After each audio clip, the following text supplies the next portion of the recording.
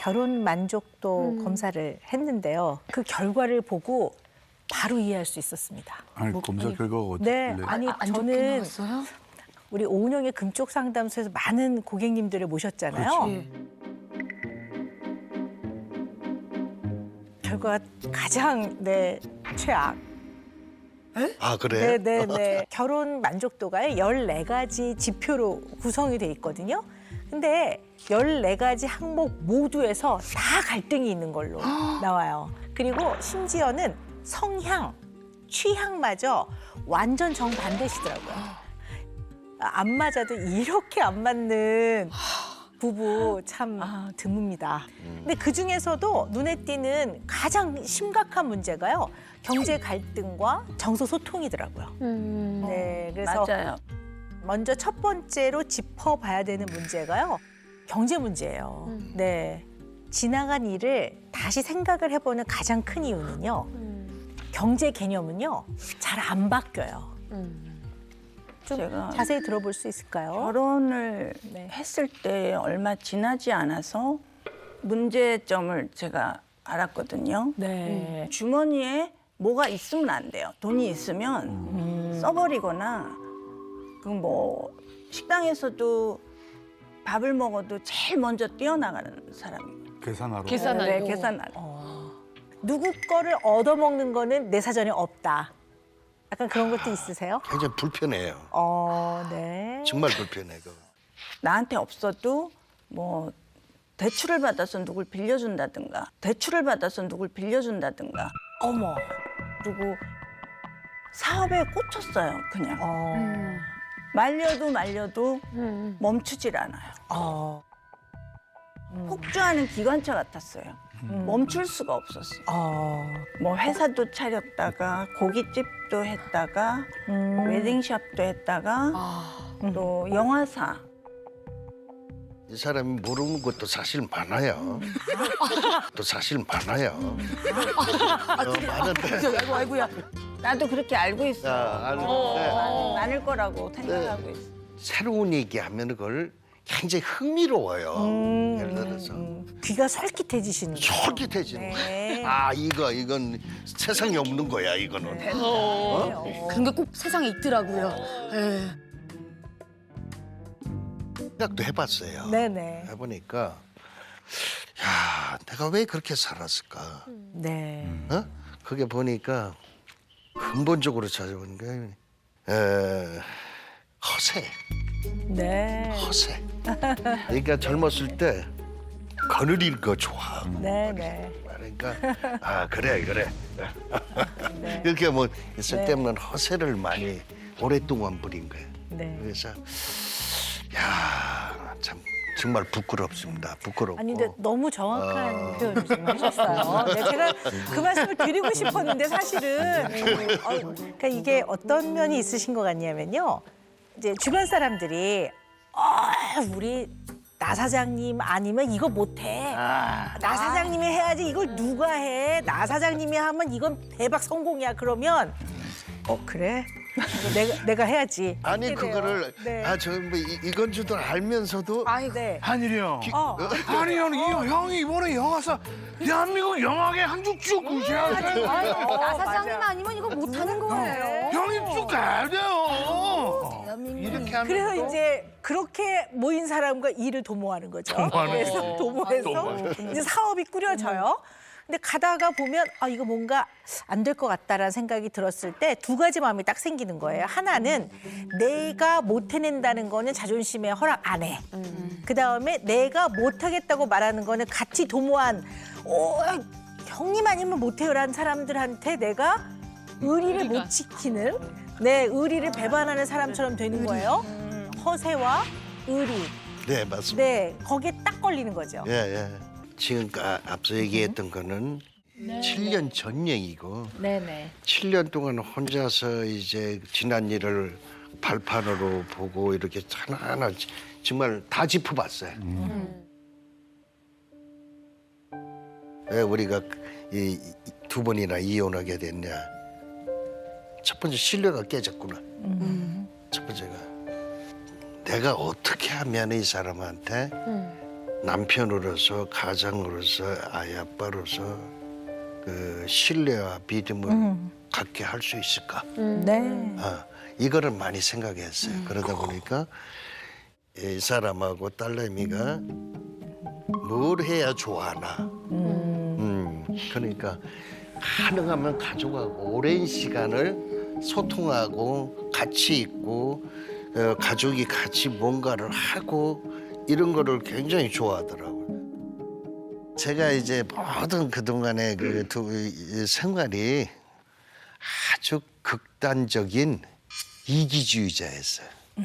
그걸 이제 느끼게 되니까 부끄럽더라고요. 이 사람 보기도 부끄럽고 네. 뭐 딸내미 보려면 더 부끄럽고 땀이 나고 저는 지금 이렇게 생겨 이 사람이 어떻게 참았을까?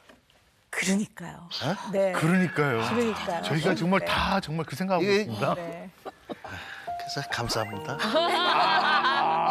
네, 속이 아주 네 문드러지셨을 것 같아요. 생뚱맞다고 느끼실 수도 있는데요. 저는 이게 핵심인 것 같거든요. 네. 그래서 말씀드려야 될 것 같아요. 네. 일단 우리 나한일 선생님은요. 정신병은 아니고요. 성인 ADHD라고 판단이 돼요.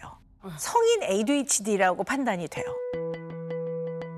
성인 ADHD라고 판단이 돼요.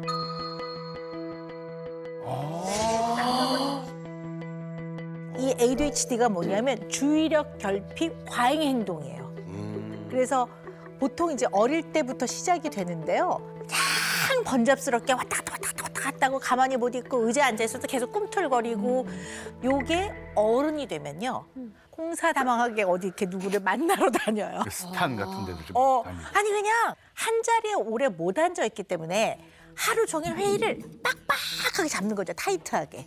회의도 오래 못 해요. 조금 하다가 또 요 회의로 옮겨가고 또 요 사람들에서 또 다른 사람을 만나러 가야 되는 거예요. 그러니까 하루에 엄청 왔다 갔다 하면서 많은 사람을 만나는 거죠.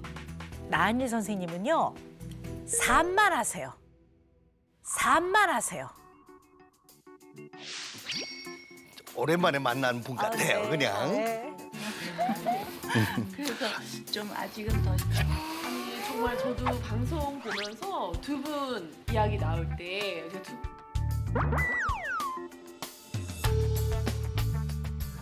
살짝만 이쪽으로 어느 쪽으로? 이쪽으로. 오케이? 더? 그냥 보통 용어로는 산만하다 이렇게 표현을 하는데요. 그러니까 주의력 저하. 정서불안도 있어요. 네. 그래서 이 산만한 분들은요. 물건도 늘 두던 자리에 두면 잘 찾잖아요. 그럼요. 근데 맨날 뭐 자동차 있는 저기 있고 맨날 찾아요. 너무 맞아. 너무 맞아. 또 특징이 이 집중력이 떨어져요. 맞습니다. 그래서 주의 집중력이 떨어지니까 어쩌다 이렇게 오래 앉아 있으면 딴 생각하고 있는 거죠. 그래서 이제 뭐 회의 같은 걸 하면 너무 공감을 하시니까. 너무 그 공감. 너무 네, 쪽집게서. 어떨 때는 뇌가 각성이 잘 안 돼요. 그러니까 멍 때리다가 잘 졸아요. 관심 없는 걸 자꾸 얘기하면 졸아요. 네, 관심 없는 거 하면 졸고 또 특징이 충동성을 가지고 있어요. 그래서 난폭하다는 게 아니고요. 반응의 속도가 빨라요. 반응의 속도가 빠르니까 차근차근은 순차적으로 하는 게 잘 안 돼요. 그리고 어떤 게 꽂혀요. 그게 딱 꽂히면 그 생각으로 가득 차요. 기여해야만 해요, 그 일은. 꽂혀 있어요. 그 꽂힌 게 나한일 선생님 사업인 것 같아요. 맞습니다. 성인 ADHD가요. 조절이 잘 안 되니까요. 금전 관리가 잘 안 돼요. 시간 관리가 안 돼요. 근데 지금 말씀하신 거를 제가 느껴요. 네, 네. 딱. 네. 예. 그렇게 바빠야 되는 줄 알았어요. 음. 그래야 그 성실하고 부실하는 걸로 알았어요. 어쩌다가 일찍 끝나면은 허전해. 가정이 있으니까 대구로 들어가시면 돼요. 그러니까 들어가야 되는데. 그 전에 전화가 오지 어디선가 또. 그렇지. 안 내가 하지. 네. 선생님 어떤 게 제일 힘드세요? 아니 현실 가능한 얘기 바로 당장 할 수 있는 가까운 걸로 얘기를 하면 좋은데 너무 멀리 있는 얘기를 하니까 바로 실천하기가 좀 어려운 얘기들. 네네. 그렇죠. 그 질이 참 멀지 않아. 아이, 그거- 그러니까 산에 대한 그 경험이나 어떻게 해야 되는 건지 잘 모르는데 아니 근데 내가 바로 간다고 그러면 가르쳐 주지. 준비하고. 그러니까 너무 멀리 있어. 멀리. 그래서 사실은 이 ADHD는 아이나 어른이나 조절 능력이 잘 안 되는 거예요. 근데 물론 1부터 100까지 다 조절이 안 되는 건 아니지만 자기가 좋아하는 거, 관심 있고 동기가 있는 건 좀 낫거든요. 그리고 지루한 걸 진짜 못 견뎌요. 늘 일상 반복되는 삶은 지루해. 또 지루하면 또 졸려. 그리고 재미가 없어. 안 하고 싶어져. 이렇거든요. 그러니까 이제 조절이 좀 어렵다고 보는 게 맞겠죠. 저는 이제 그 궁금한 게 네네. 만약에 진짜 이렇게 첫 번째 결혼을 하셨을 때 이 성인 ADHD를 알고 나서 좀 치료를 받았다면 결과가 좀 많이 바뀌었을까요?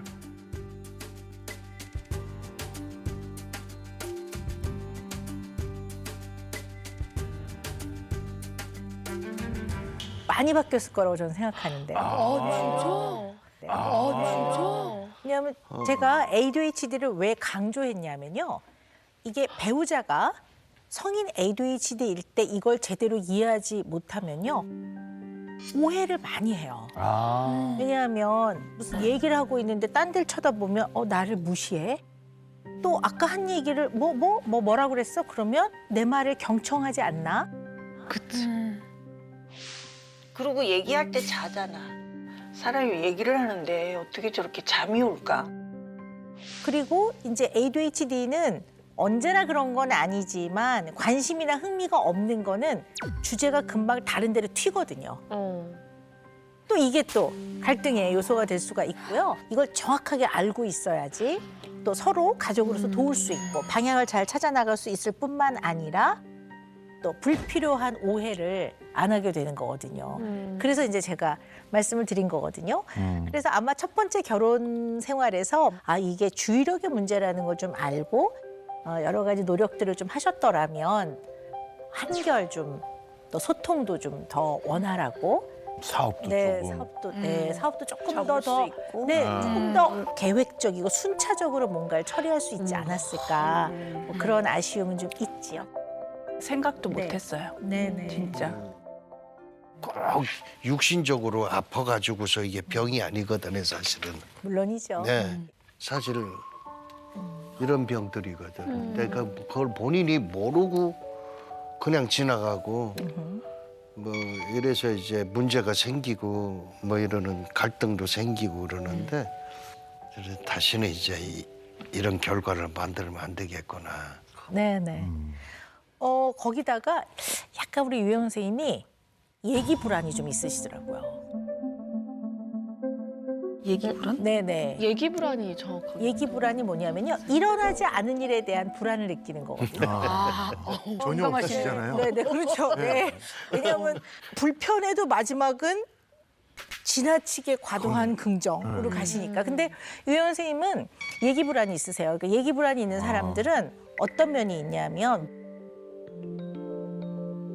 뭐 우리가 어디를 이제 멀리 가요. 그러면 약간 가는 길이 난코스가 있단 말이에요. 좀 조심해야 되는 곳이 있어요. 거기다 약간 길도 얼은 것 같아요. 근데 거기 가야 되긴 가야 돼. 그럴 때는 안전벨트를 분명하게 하고 타이어에 문제가 없는지를 확인을 하고 또 눈이 올 걸 대비해서 뭐 체인이라든가 이런 것들을 준비하고 조심해서 출발하면 되는데 얘기 불안이 있는 사람들은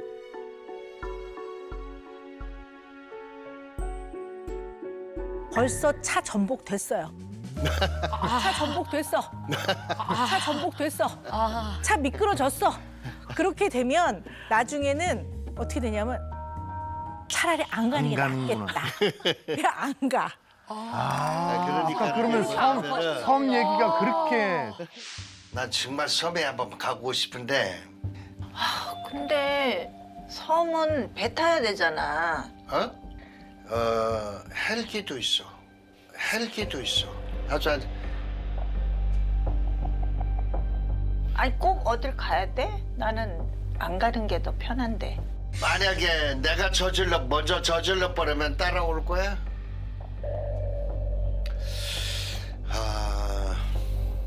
어디 새로운 장소 가는 거는 좀 별로 안 좋아하죠. 익숙한 데가 좋아. 네, 다 파악이 이제 이미 되신데 그런 데 가는 게 편안하시죠? 네. 안전한가. 네. 그러니까 벌써 섬 얘기가 나오면 머릿속에 엄청난 많은 거기까지 가는 과정에서 일어나야 되는 다양한 계획과 이게 벌써 머리에 쫙 생기면서 거기서 얘기 불안이 생기는 거죠. 네. 셋이서 저 미국에 이제 그 언니가 살아요. 네. 그래서 언니네 이제 가는 일정이 있었는데 갑자기 비행기표를 따로따로 끊으라는 거예요. 네. 굳이 왜 그렇게 해야 되느냐. 네. 그러더니 if 만약에 네. 네. 둘 중에 한 비행기가 잘못되면은 한 사람이라도 살아남아서 애를 케어해야 될 거 아니냐. 비행기가 추락하면 네. 한 사람은 살아야 되니까. 저 이미 일어났어 일이. 네네. 아니, 그러니까 신중함을 넘어서는 거라고 볼 수 있죠. 그래서 얘기 불안이라고 하는데요. 그래서 왜 유혜영 선생님은 소소한 걱정도 많으시고요. 일어나지도 않은 일에 대한 염려도 많으시고요. 그러니까 언제나 그거에 다 에너지를 뺏겨. 그러니까 이것도 걱정하랴, 이것도 소소하게 염려하랴. 그러고 나면 지쳐 막. 하루가 막. 나 힘들어 죽겠네. 아이고 지쳐. 이렇게 되니까 네, 굉장히 진이 다 빠져가지고 에너지가 없어 보이세요. 보통 그런 분들이 진짜 그 뭐 가스불 집에서 외출하는 것도 어우, 불안하죠. 다시 돌아오는 적도 여러 번 있었어. 역시 창문 다시 확인하시고. 제일 많이 불안이 유발되는 게 어떤 부분이세요? 그 문을 현관문 같은 거를 딱 닫을 때 소리가 나잖아요. 네. 그렇죠. 근데 뭐 물건 같은 걸 이렇게 들고 나오다가 소리를 못 듣고 나올 때가 있어요. 네, 그렇죠. 그러면 그게 이제 생각이 안 나. 소리를 못 들었기 때문에 불안해서 다시 가봐야 돼요. 그럼 문 진짜 안 닫혀 있어요? 아니요, 닫혀 있죠. 자동인데 내 생각에 불안한 거. 멀리까지 갔다가도 다시 오신 적 있으세요? 너무 멀리 가면 안 되고 하루 종일 불안한 거예요. 못 갈 때는.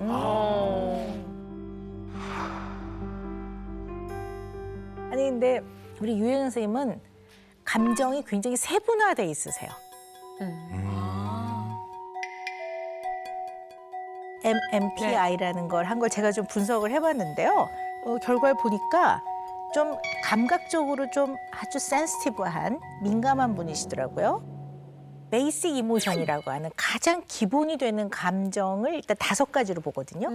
행복, 그러니까 happiness, 슬프다, sadness, 불안하다, anxiety, 화난다, angry, anger, 혐오감을 느낀다, disgust. 이 5가지가 기본 감정이고요. 여기서 파생이 돼요. 그래서 굉장히 다양해요. 뭐 감정이 풍부한 사람은 80개, 90개 감정들을 표현하거든요. 이제 우리 유혜영 선생님은 이 5가지 베이직 이모션에서 파생된 다양한 감정들을 잘 다루고 계시는 것 같고요. 그러니까 양이 굉장히 많죠. 감정의 양이.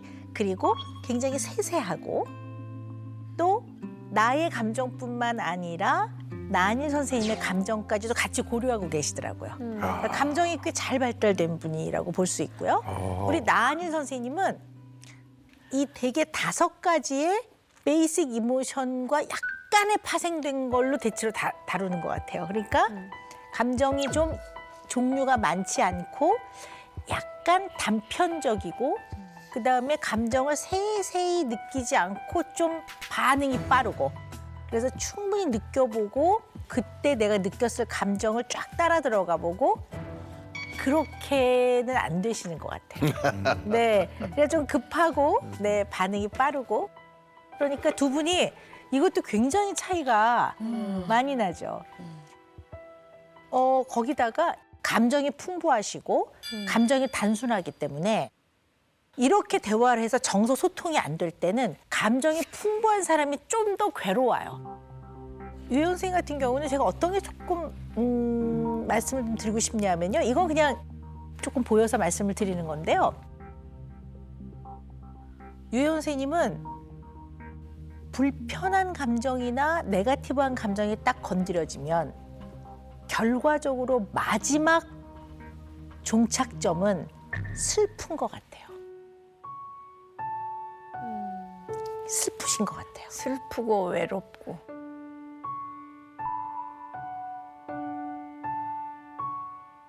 그러니까 불안해도 나중에 슬프고 걱정이 많이 돼도 슬프고 심지어는 몸이 피곤해도 슬프고 그러신 것 같아요.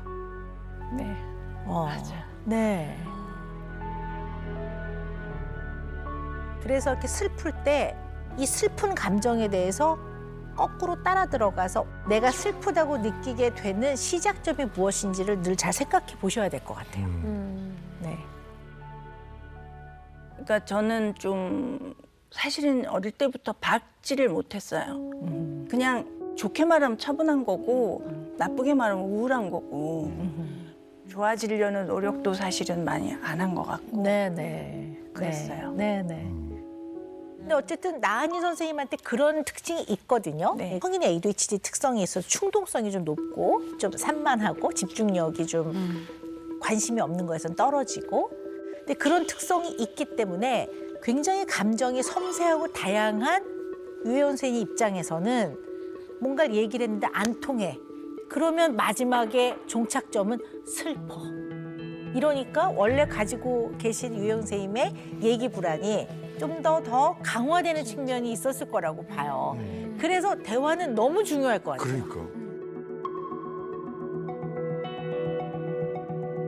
근데 선생님 저 네네. 늘 선생님께서 ADHD 말씀하실 때 네네. 좀 이렇게 약물 치료를 함께 하면 네. 훨씬 더 좀 좋아질 수 있다는 말씀을 네네. 하셨잖아요. 우리 나은희 고객님 근데 같은 이제 경우는 어떨까요? 뭐 연세를 고려해서 아주 많이 적극적으로 권하진 않습니다, 제가. 네, 그게 뭐 나쁘다 이런 뜻이라기보다는요, 연세가 좀 있으시고요. 또 하나는 이미 많은 노력을 하고 계시는 것 같아요. 오늘 여기 오셔서 쭉 말씀하신 거 보면 정말 이런 변화가 첫 번째 결혼에서 있으셨다면 두 분이 너무 행복하셨겠다 이런 생각을 하는데요. 저는 이렇게 오늘 두 분 뵈니까 두 분의 세 번째 결혼 생활은 꽃길이 좀 많이 펼쳐질 것 같아요. 저는 그 가능성을 오늘 굉장히 많이 발견을 했습니다. 그중에 제일 중요한 게요. 두 분이 서로에게 느끼는 감정이 측은지심이라고 아까 표현을 하셨어요. 근데 네. 부부가 갖는 가장 깊은 사랑이 측은지심입니다. 네. 7년 만에 욕지도라는 데서 만나게 됐는데 뭘 쓰다가 털고 잠들어 있어요.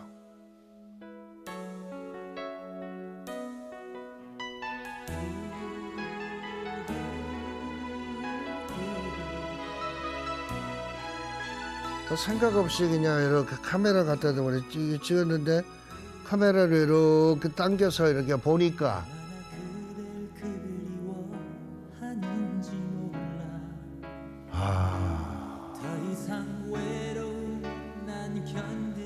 그 모습에서 측은지심이 막 생기더라고. 내가 같이 살 때 속색이지 않고 가정만을 위해서 살았다면 저 사람이 지금 저 모습일까?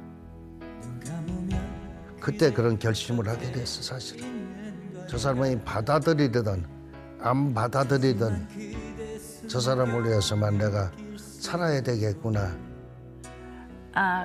조금 저는 그런 좀 미워하고 힘들었지만 항상 그 측은지심이 있어요. 너무 안 됐고 가엾고 좀 그런 게 있더라고요. 늘.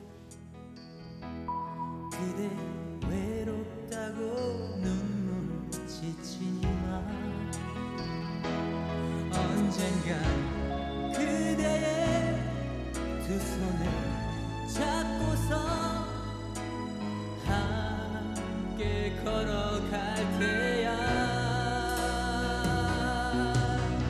오늘 같은 밤이면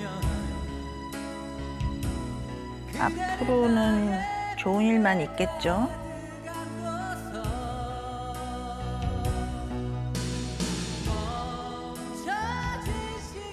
이런 감정을 서로 공유하는 거 이게 바로 부부간의 정서 소통이니까요. 근데 이걸 벌써 하고 계신다고 저는 봅니다.